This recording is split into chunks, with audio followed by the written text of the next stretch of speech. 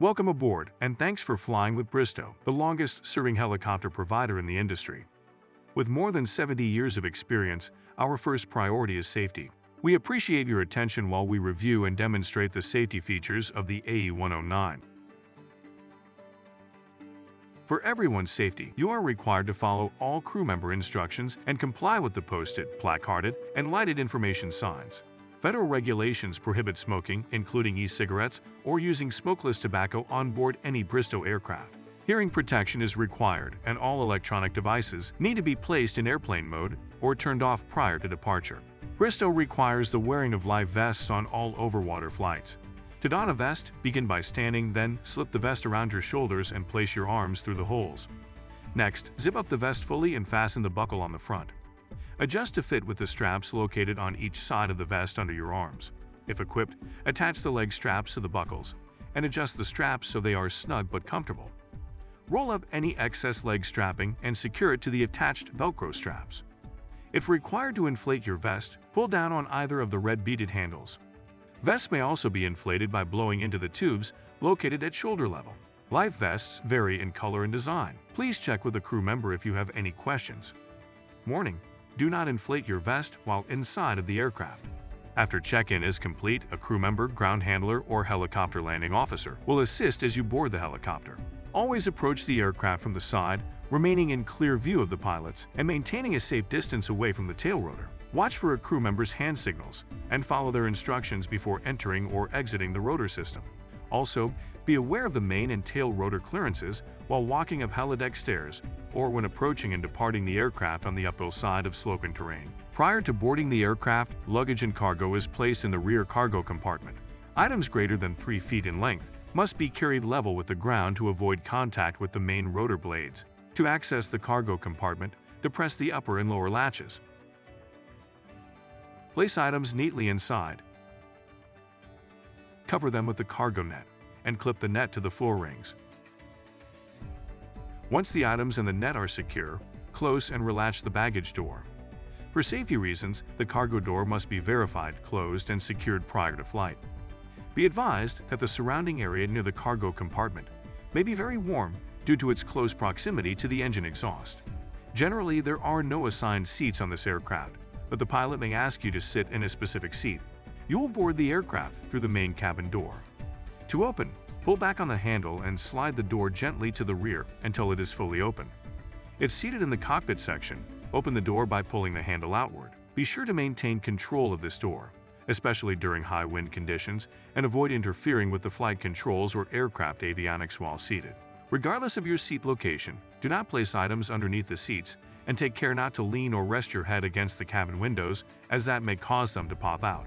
Before we taxi, your seatbelt must be securely fastened and remain on for the duration of the flight. There are 2 types of seatbelts on this aircraft: the 3- and 4-point restraint system. 3-point systems are fastened by inserting the metal latch into the buckle, then adjusting the belt to fit low and tight across your waist. To release, simply lift the tab on the buckle. To fasten a 4-point system, connect the lap belt and fit it low and tight across your waist with the release mechanism facing outward. Next, pull the shoulder straps over your chest. Insert the metal tabs into the buckle and lock into place, then tighten the shoulder straps to remove excess play. To release, rotate the center of the buckle in either direction. Never remove your seatbelt until advised it is safe to do so. In the unlikely event of an emergency landing, follow all crew member instructions. When told to brace, prepare yourself by pressing your upper torso firmly against the back of the seat, grasping the forward edge, and placing both feet flat on the floor. If you are in a forward-facing seat, tuck your chin against your chest, and if your seat faces to the rear, press your head firmly against the headrest. For those seated in the cockpit section, press your upper torso firmly against the back of the seat and tuck your chin to your chest. Main cabin doors are your primary means of exit and are opened by lifting up on the handle and pulling slightly outward. Rotate the handle to the open position, then gently slide the door to the rear. If the main cabin doors cannot be opened during an emergency, the windows will be used. To open, pull down on the red tab located at the top of the window and continue to pull the attached cord around the entire frame. Place both hands on any of the corners and press forcefully until the window falls away. If seated in the cockpit section, open the door by rotating the handle clockwise and pressing outward. If the door cannot be opened, Locate the red pull handle and release the catch, then rotate the handle to jettison the door. All emergency exits are clearly marked. The aircraft is equipped with floats and life rafts, which the pilot activates in the event of a ditching. Rafts are deployed from the cockpit by lifting the red cover located on the lower center console, then flipping the switch. Alternatively, rafts may be activated by using the red inflation switch located on the upper console panel. This is operated by removing the clear plastic cover and depressing the inflation button for 3 to 5 seconds, or until the rafts begin to inflate. Doors should remain closed until the rafts are fully inflated. Do not activate a life raft unless instructed to do so by a crew member, and only activate the raft once the helicopter has landed on the water. For all emergency evacuations, ensure it is safe to exit the aircraft by verifying that all motion has stopped, your path is clear of fire or other hazards, and the rotor blades are no longer turning. For those passengers who have attended helicopter underwater egress training, remember to have a reference point and assist others if able. As a reminder, never inflate your vest inside the aircraft. There is a first aid kit mounted underneath the front row of seats in the main cabin and should be removed during an evacuation. Additionally, there is a fire extinguisher located on the right side of the pilot's seat in the cockpit.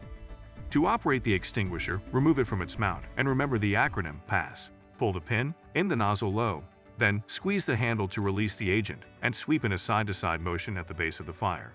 Do not activate a fire extinguisher unless instructed to do so by a crew member. Once you have arrived at your destination, keep your seatbelt fastened until told it is safe to exit. When exiting, follow crew member or helicopter landing officer instructions and remain in clear view of the pilot. A crew member or helicopter landing officer will retrieve your baggage and operate any cabin or baggage doors. Thank you for listening. We'll be boarding the aircraft shortly. Now is a good time to secure or stow any loose items. Once on board, review the passenger safety briefing cards located throughout the aircraft. If at any time you have a safety concern or question, please feel free to speak with a crew member. In today's market, there is no substitute for professionalism. Bristow's pilots, maintenance technicians, and ground support personnel are all dedicated to being the best in the business and remain committed to safety first and service excellence. On behalf of the entire Bristow team, thank you for your attention. Sit back, relax, and enjoy your flight.